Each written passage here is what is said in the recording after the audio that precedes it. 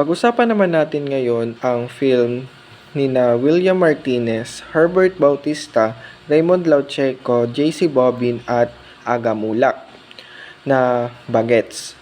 Ang pelikulang ito ay may genre na comedy at pinalabas noong 1984. At pinakikita sa pelikulang ito yung limang magkakabarkada at pinakikita kung